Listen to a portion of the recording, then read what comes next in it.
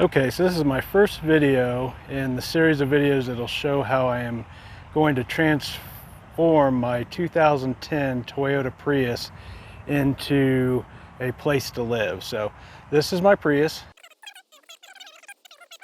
Back here is the main storage space, and actually the space that I'm going to need to begin this journey of transformation. So what I'm going to do is figure out how to take this space and expand it and create a place to sleep. So that's going to be the first thing. The most important thing that I need my Prius to do is to provide me with a safe and comfortable place to sleep at night. So that's the first thing we're going to focus on creating inside the Prius. So let me pause this video and set up my camera on a tripod and show you how we're going to begin to transform the space.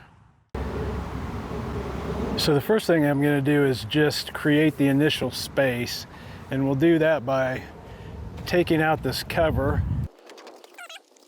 and then folding down the back seat. I'm going to use this side for the sleeping area because it's a larger area than the other seat when it folds down. So this is going to be the area I've chosen for my sleeping area. Now what I'm going to do is figure out how to lengthen this, because right now it's not long enough. Let's start by first taking out the spare tire.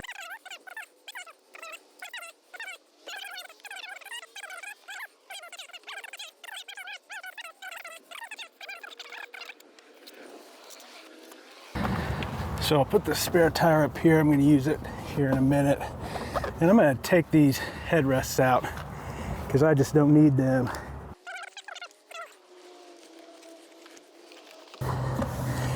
Okay, now let me put this cover back in.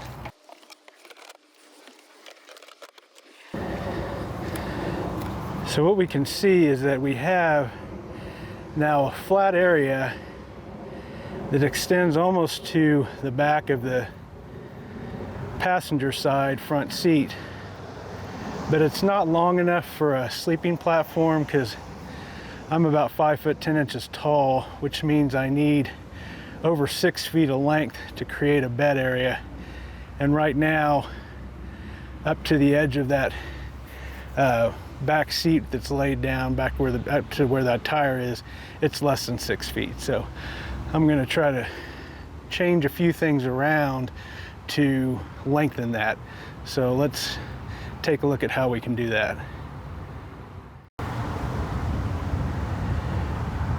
Okay, so here's what I figured out. What I'm going to do is I'm going to take this seat out, because right now the way it is and it's designed, this is angling up, and so it's not going to be very comfortable to have a flat space in the back, but then when I get to my upper body to have an angle going up. And what's causing that angle upward is the seat under here, because you can see the seat comes up, so it allows people to kind of be sitting in a reclined sort of position. So I'm going to take this out.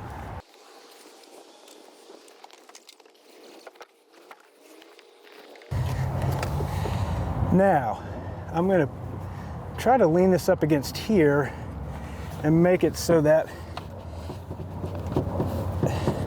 this becomes the extension of my bed area. Now this gives me well over 6 feet, about 6 foot 3, 6 foot 4 inches. So nice sleeping area. The problem is there's nothing under there to support this, so it can fall easily. So what I'm going to do, again, trying to utilize things that I already have, is I'm going to take this spare tire. Actually, I'm going to first take this little rug and lay it here to protect some of the stuff underneath and the spare tire, because it's got metal on it. And I'm going to put this in here, see if that works. So now if we lay this down, it creates a nice flat sleeping system for us, a nice flat platform where we can put our bedding. So here's a view now of the area from the back of the car, we can see we've got a really nice flat platform for our bedding. Now there is one issue, and that's where the seat lays down, there's this flap, and this flap helps to overlap so that things can be stored back here. But the problem is it's got a lip and a ridge, and I'm afraid that laying on that, I'll be able to feel that ridge poking up. So what I'm going to do is modify this so this sits flush. So here's that ridge that I mentioned, and like I said, it creates a bump here. But if you look underneath, the reason it's there is to create a flat platform over this void, which is created when the seat lays down. Now, I can feel through here, and there's where the seat begins, and this is all the empty place underneath. So what I'm gonna do is I'm gonna cut this right along where it meets up with the hard part underneath here. And by doing that, this should be able to lay flush. So let's try that. So I'm going to pop this panel out so I can see what's going on under here. Then what I'm going to do is just find this spot where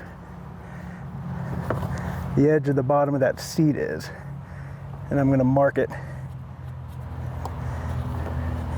Double check it.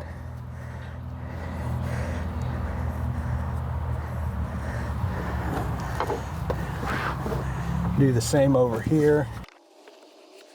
Actually, what's going to be easier to do, because I can't really feel under here and see from this side, so I'm just going to measure this.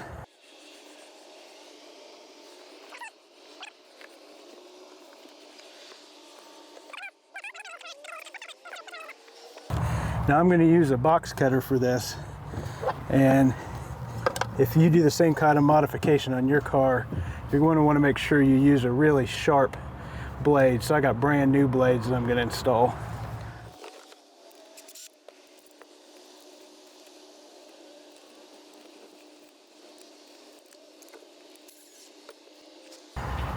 Now, since this straight edge isn't long enough to reach all the way across, I'm going to make some more marks across here.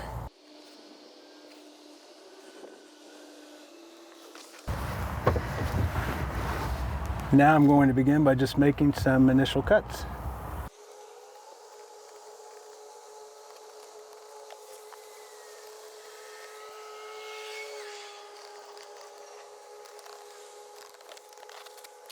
Okay, so I got my first cut.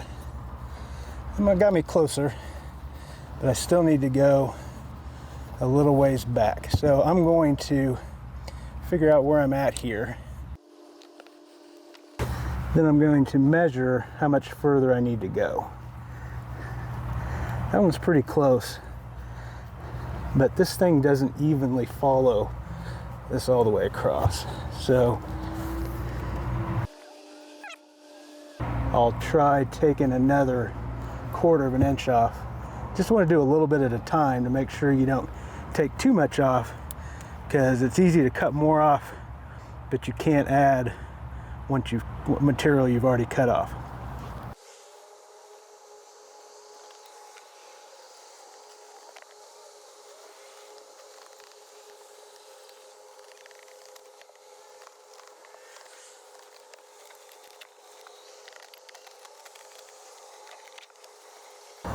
Okay, we can see that's getting pretty close.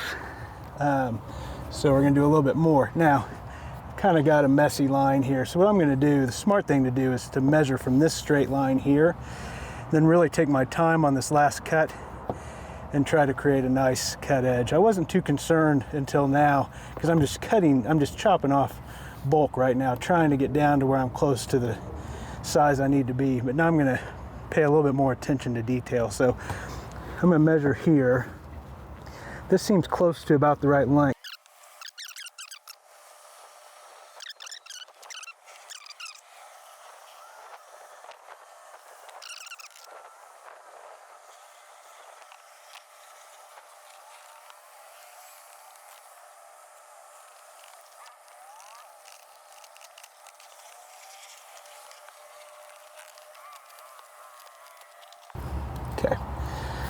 That's a cleaner cut.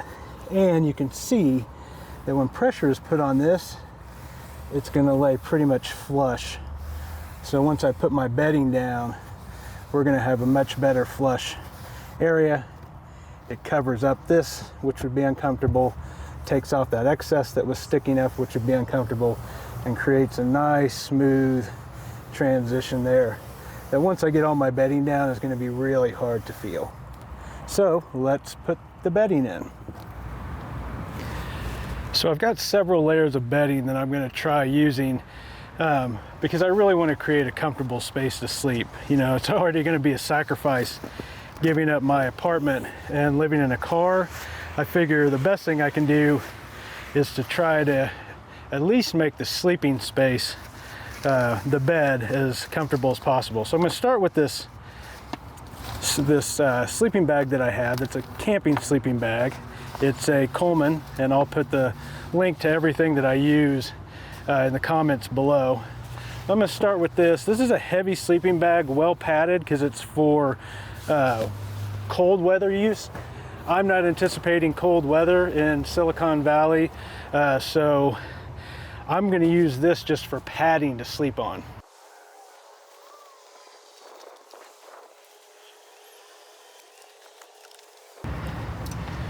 Okay, so that creates a pretty good initial padding, but it's really not that soft. And so what I'm going to do is, I had a pillow top cover that I bought for my queen size bed in my apartment that sat on top of my mattress and underneath my sheet, and I took it and I cut it to the size I'd need for this sleeping area. So I'm going to add this to it.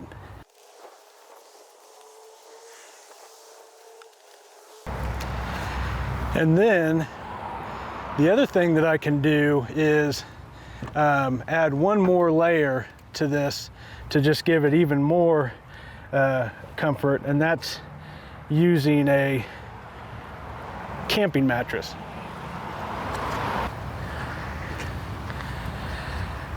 This is what is called a self-inflating mattress, because as I take it out and spread it out, it'll suck the air into the mattress and inflate it.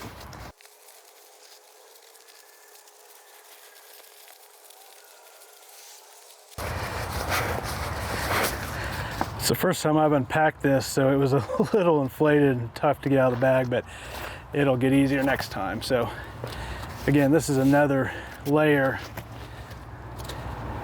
and when I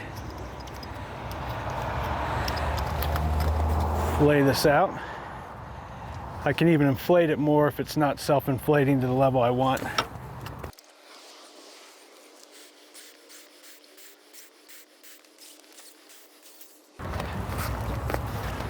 Actually, what will probably make the most sense is to put this underneath, the other two.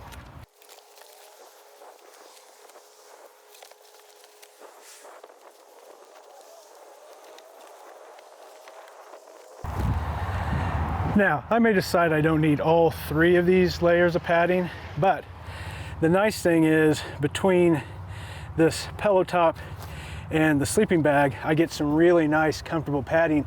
And I probably will go ahead and continue to use this mattress under here because it's a little stiffer. And so when I put my twin sheets on, I'll be able to fold them under and kind of put them underneath that more rigid board to hold them in place.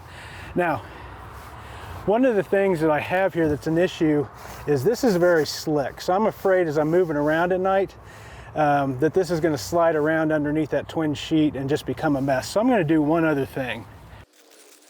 So I bought this. This is just one of those mattress pads, or I'm sorry, rug pads that go underneath rugs on hardwood floors to keep them from sliding around.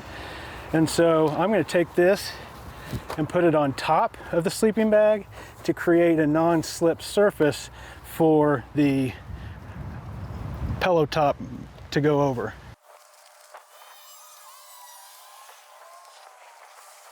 Okay, now that's not going anywhere. It's got that non-slip mat underneath, and even if I shift around, this will shift a little, but it's not sliding at all. So that'll be perfect to keep that in place.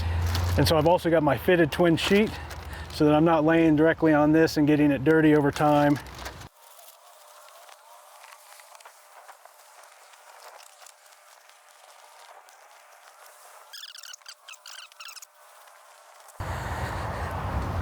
And so there you go. I have a nice twin-sized sleeping area.